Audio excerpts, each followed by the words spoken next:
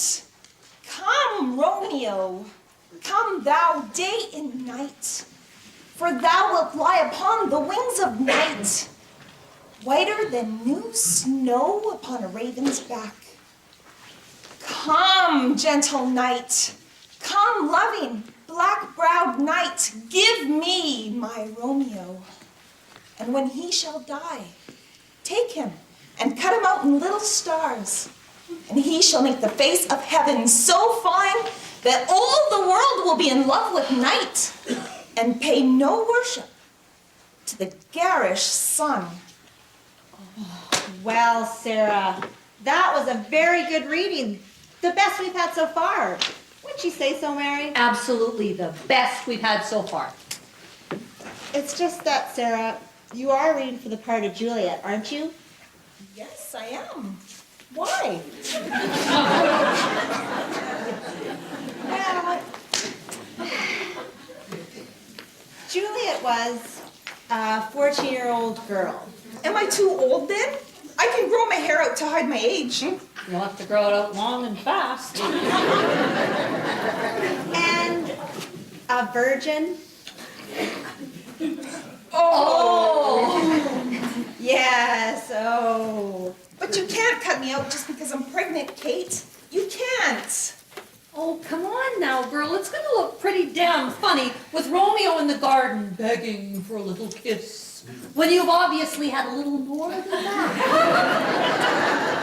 Mary, Kate, I'm due before the performance dates. I swear I won't miss any practices. Please, Kate.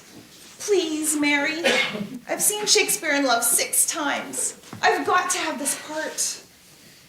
You promise you won't miss any rehearsals? Oh, no, Kate, no. I'll give birth right here in the theater if need be. Betcha that'll make a mess of the balcony. Right then, Sarah. Take your script with you. First rehearsal is next Wednesday.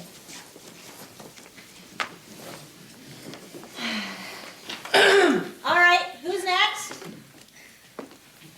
Oh. Roger. Kate. Mary. Yeah. Roger, I didn't think you'd be back after what happened last year.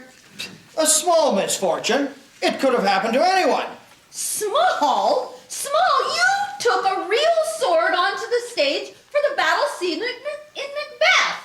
You nearly made mincemeat out of Jerry Taylor. Who takes a real sword onto the stage? Well, I couldn't find my prop sword, and I didn't want you to be mad if I missed my cue. Well, Jerry Taylor's never going to be the same. I'll tell you that. Well, his wife said he was going to have a vasectomy anyway.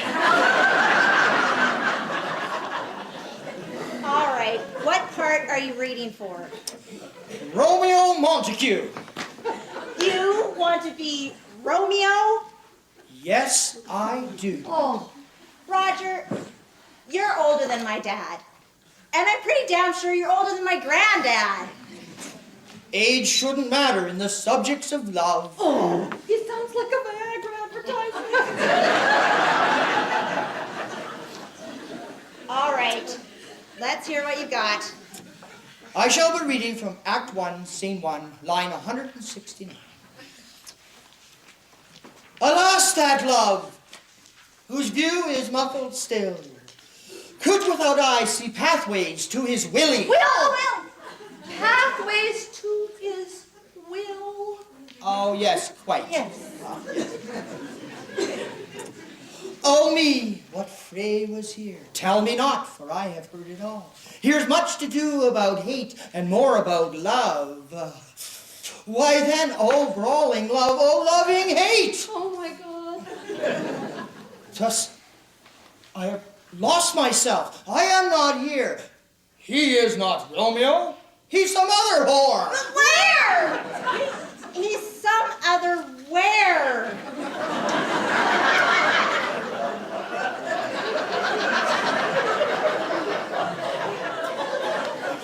Oh, sorry. Right then, Roger. You've got those problems cleared up with the sauce, have you? Oh, yes, Kate, I haven't had a drink in ages. I saw you at the pub 3 days ago. Well, that's quite a long time. Right, Roger. We'll be in touch. First rehearsal is next Wednesday. Oh, great. Oh, this is great. We've got a 70-year-old Romeo and a knocked-up Juliet.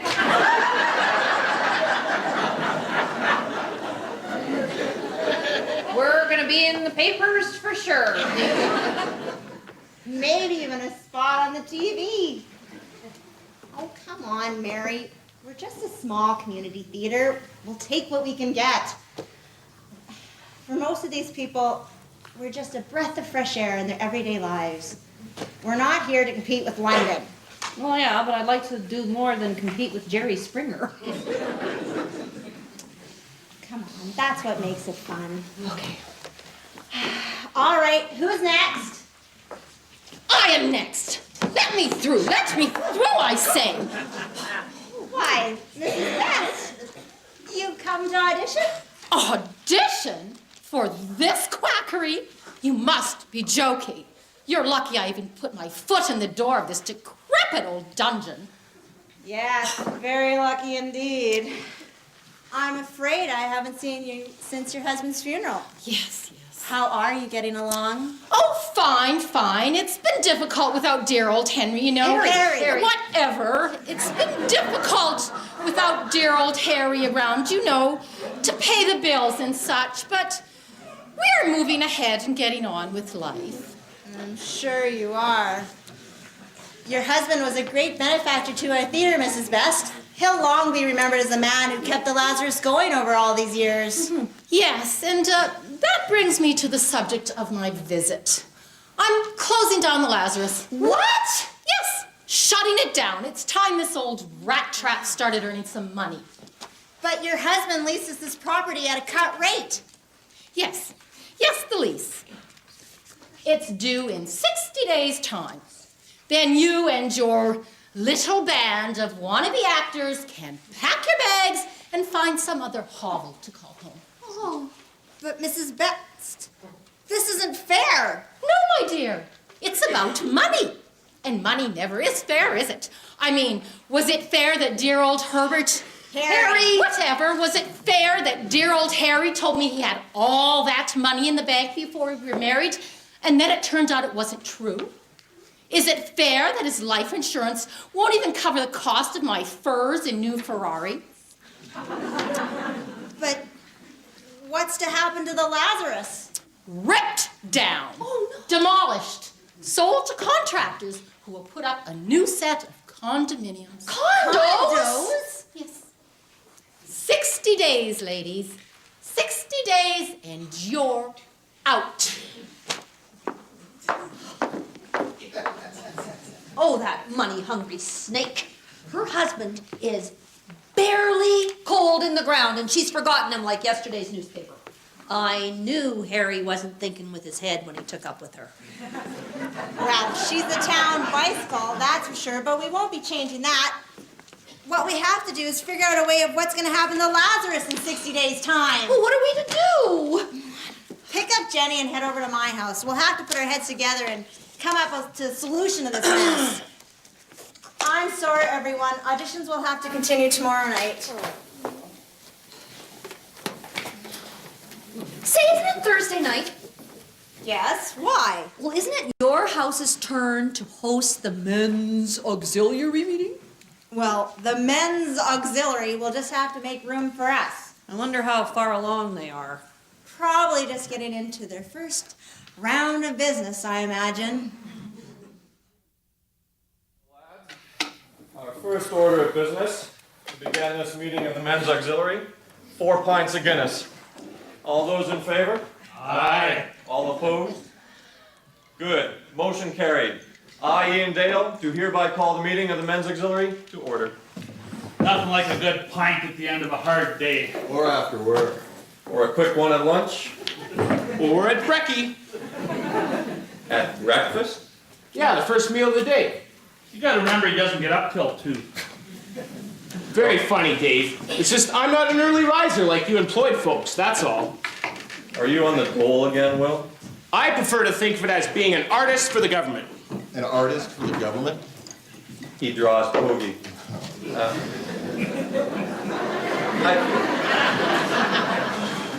I thought you had that job down tending bar at the Fox and Hound. Well, I did, but they let me go. They let you go? Why? Well, it was a good job. They gave me a room above the bar where I could sleep after I closed up late. But there was a problem with the bed sheets, and I had to leave. A problem with the bed sheets? Yeah, the owner's wife kept waking up in them. Kings and queens, my hand. What's with you, Paulie? You've been cutting yawns all night. Oh, I'm beat. I can sleep from now till Tuesday. Well, what are you so tired for? Well, you know how Jenny and I have been trying to have a baby? Yeah. Well, Jenny kind of looks at it like the lottery. The more times you buy a ticket, the more chances you have to win. That's a great idea for a lottery. I'd be buying tickets all the time. You're only thinking of the ticket buying.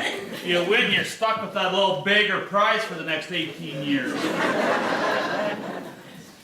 So, you've been playing the lottery. Well, first it started out like once a day. Then it was once after work, once before bed. Now we're buying a ticket before I go to work in the morning. Good morning, we all say good morning to you. Yeah, laugh it up. Yeah, well, I'm running ragged. I mean, the other day I went to the grocery store. Okay, I passed out at the red light. The only thing that woke me up was the other cars honking their horns. Even if she does get pregnant, I won't live to see the birth. Well, if you'd like my opinion, Oh, here we go. Dave O'Hara, the expert on family matters, is about to deliver his wisdom. well, it just so happens I do have some expertise when it comes to this here lottery system Paulie's been talking about. What? You and Mary played the lottery? Well, with Mary, it's not exactly what you'd call your daily lottery. No, it's more like your Christmas bingo. Comes once a year, and just like Christmas, you get all hyped up for it. Once the unwrapping's done, it's pretty much over. I always wondered how you two had kids. All you ever do is argue. Oh, the kids, well, they started with an argument, actually. Mary said that having a girl would be easier than having a boy, and I, of course, took the other side. So, who ended up being right? Well, she was, I suppose. Girls are a mite cleaner, and they listen. I tell you, that Tommy, he's going on 12 years old, and some days it's just like talking to a piece of furniture. I swear, that boy is missing a few bulbs from his chandelier. Can't keep him focused on nothing. You were talking about the lottery, Dave. Oh, yeah, right. Anyways, first of all, you don't have to spend a lot of time in preparation worrying about picking the right numbers in the right order, if you know what I mean. Right, you go with the quick pick. So do I use the same numbers or do I mix it up a bit? Well, that's a matter of some debate, really. Some people like to play the same numbers all the time. That'd be like your English, you know. Others, they like to mix it up a little bit, get the variety. That'd be like them Italians. And when you're with an Irish bloke, that's playing the extra. Second of all, if you're after the big prize of having a baby, there's no need to play all the time. Jenny should know when the time is right. Otherwise, you're just wasting your effort. Unless you come home and you fancy you'd like to play the lottery and don't really care about the prize, then I say go for it. Right, that would be your instant win. More like your scratch and win. Well, instant scratch or Irish sweepstakes. She better get pregnant soon. Well, it's nice to see some things in this world never change. What are you up to now, Ian? Your fourth or fifth? Oh, and a good evening to you too, dear. This will be my first of the evening, thank you. What about you, Dave O'Hara? You can't be telling me that you're on your first drink of the evening. I must be, dear heart, otherwise I still wouldn't hear your shrill, nagging voice in the middle.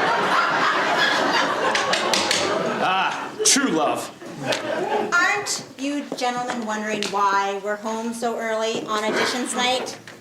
Huh? Oh, yeah. Yeah. Gretchen Best showed up and put the kibosh on everything. That wicked woman. I don't know what Harry ever saw in her. The same thing any 60-year-old man sees in a girl 20 years his junior. Their faded youth. Maybe he just thought a younger woman wouldn't talk so much. Maybe she thought an older man was one step closer to a pine box. Lord only knows I can't wait till you're 60. Lord only knows I can't wait either. Well, Gretchen Best has called a lease on the theater. At the end of 60 days, we're to be out. She's gonna knock down the theater, Ian. Knock it down and put up a set of condominiums. Condos! Ian, are you listening to me?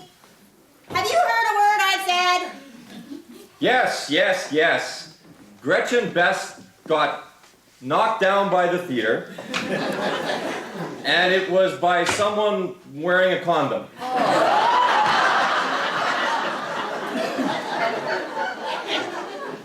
Selective hearing is what these blokes have.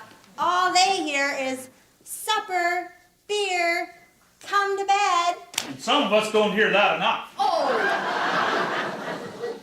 What I said, Ian, is that Gretchen Best has called a lease on the theater. At the end of 60 days' time, we're to be out, and she's going to knock down the theater and put up a set of condominiums. Oh, wait, there might be a way to stop this. Well, what do you mean? Well, it says here in the lease that as leasers to the Lazurus, we have first option to buy the theater prior to the end of the lease, providing we can come up with the said asking fee. How much is that? Oh, 20,000 pounds. 20,000 pounds, well, you can guess that off. Goodbye. Yes, we couldn't come up with that kind of money. Not if we cashed in all our insurance policies and sold half of what we owned. Well, it's too bad you don't have a claim to make on your insurance. Where I work, at National Mutual, they keep handing out money hand over fist. Life insurance? Well, yes, life insurance, fire, accident, that sort of thing. Yes. Life insurance. And how much is a typical claim? Oh, well, they range anywhere from 10,000 all the way up to $1 million.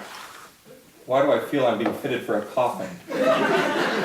Hey, can I have your car? And how closely do they check these policies, these life insurance ones? Oh, that's Andy Cook's department. Andy, we call him. He's always so busy with that young bird of his and keeping it quiet from his wife that he just rubber stamps everything that goes across his desk.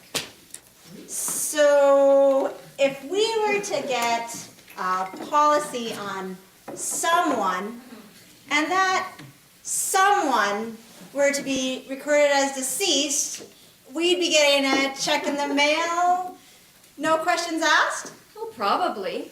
Well, but first you'd have to get someone to apply for a policy and pass a physical by a doctor. Oh, no way, Kate. No way whatsoever. Oh, come on, Ian, you heard Jenny. It's a sure thing. Why wouldn't you do it? Oh, I don't know. Does the word fraud come to mind? I don't want to be spending the next 10 years in prison playing drop the soap with some big biker fella. Why not get Dave to do it? Oh, not a chance. I prefer baths to showers. But Ian, it's as simple as can be. Oh, tell that to the judge, Kate. It's fraud. But Ian, think of all the money you and I and everyone here is paying into those policies. Yeah. It's got to be 30,000 pounds. We wouldn't be stealing, we'd just be taking our money back. I think that's what Ma Barker said to her boys. Oh, I don't know, Kate. But Ian, you know how much this theater means to me and to the girls and to the whole community. You'd be like Robin Hood, you know, doing a good deed and all. Hey, that would make us like your merry men. Great, we're back in the shower playing drop the soap. Oh, Kate, no, I don't know. Please,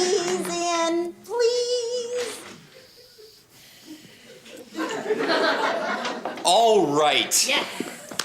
But if I'm in on this deal, everybody in this room's got to swear they're part of it as well. Yep. Come hell or high water, we're in this together.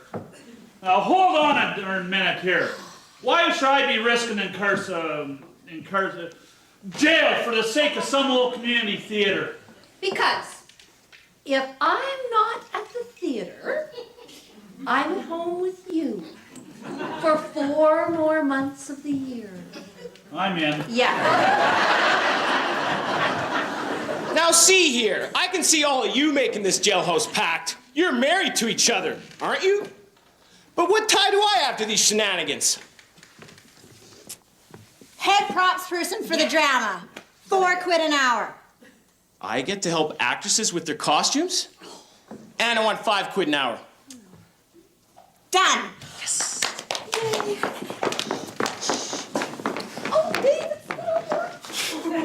Lottery tonight, Polly. Lottery tonight.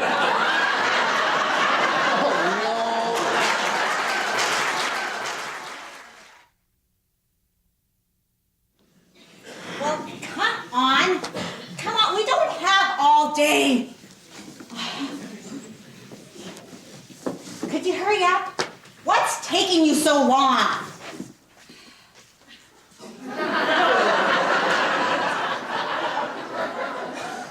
Because when I move too fast, I catch a draft.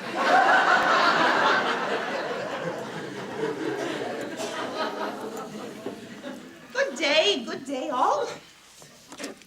So, Mr. Chin, you're here for a penal enlargement.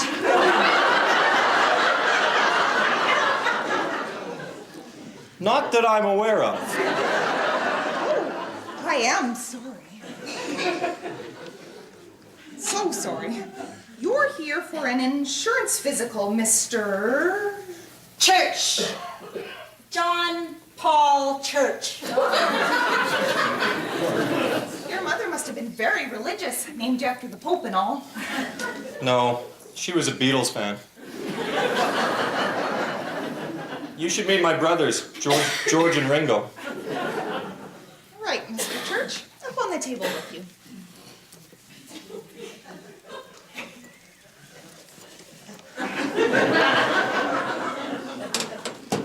Whew.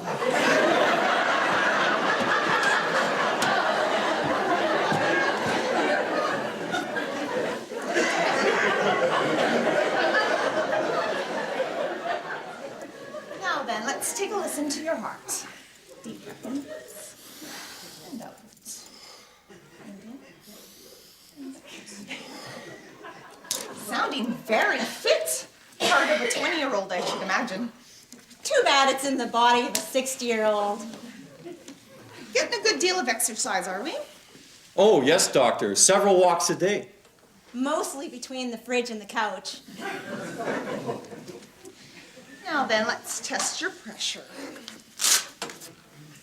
You remembered to leave a urine sample for the nurse when you changed clothes? Oh, yes, I did. But that cup she gave me was a wee bit small. I'd ask for 2 more. Well, if you hadn't had to stop for a pint on the way here, you wouldn't have had to ask for an extra cup. Do you drink much, Mr. Church? No, ma'am, I don't. In fact, I can go days on end without so much as touching a glass. Yes, that's when he drinks it straight from the bottle.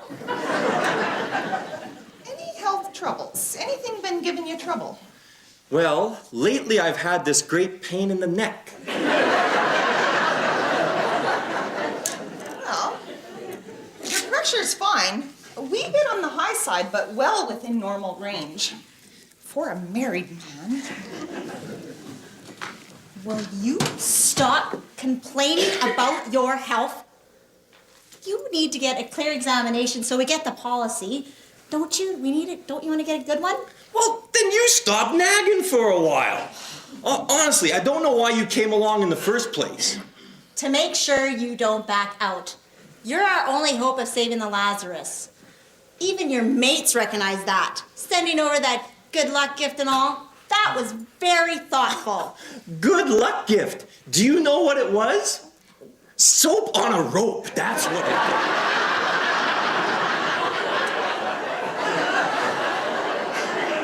Oh, I've got bloody good mates, I do. Well, just be acting a bit more healthy in front of the doctor. Now, shh. Here she comes. Now, Mr. Church, any family history of heart trouble? No, Kidney ailments? no, Liver disease? no. You're sure? Yes, I'm sure. Any history of mental illness? Well, there was Uncle Larry. For most of his life, he thought he was a chicken. A chicken? Yeah, he used to sleep in a bed of straw. All day long, you'd see him in the backyard just scratching in the dirt. That must have been a bit strange for the rest of you. Well, it was. It was. Mind you, we saved a fortune on eggs. Yes. Right. Let's get your weight, Mr. Church. Sorry. Stuck a bit.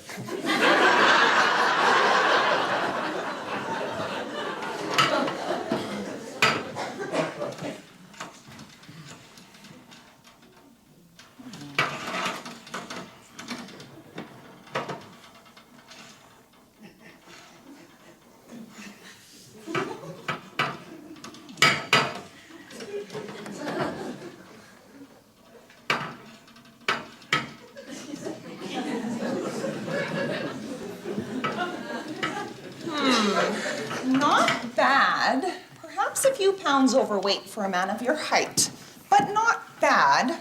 You can step down, Mr. Church.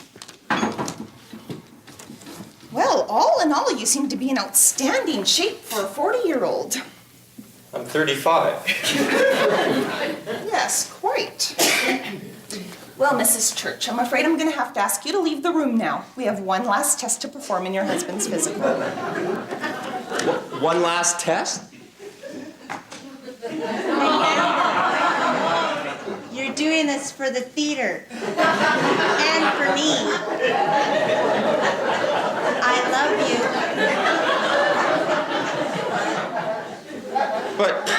But why do you have to... Oh, no.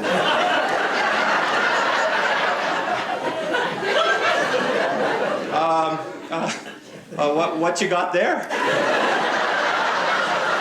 As part of your overall examination, we need to check your prostate, Mr. Church. Don't you think it's a bit soon? I mean, I hardly know you. Would you feel more comfortable if a male doctor gave you your examination? No. I'll get Dr. Brown. No. Lisa, could you please send in Dr. Brown for a minute? There, Dr. Brown will be here momentarily. I really don't think that's going to make a difference. Well, who would you like to do the examination? Well, couldn't I do it myself? I don't think that would work, Mr. Church. You see, it's just that I don't really want someone looking at parts of my body that I'm not on a familiar basis with. Yes, Dr. White, and what have we here? Mr. Church is here for a physical. I thought he would be more comfortable if a male doctor gave him his prostate examination. Oh, righto.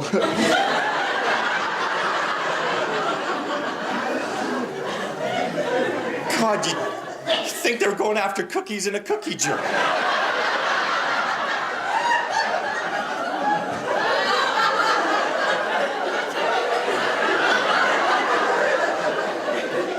Not to worry, Mr. Church. We've done hundreds of these.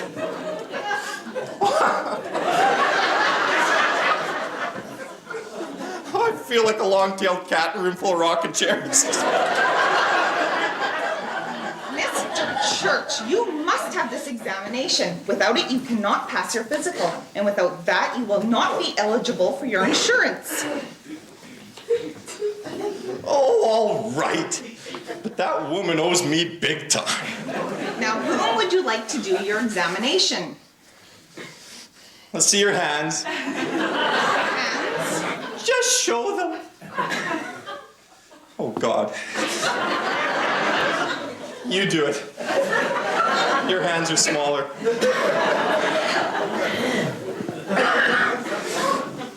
Oh, that woman owes me.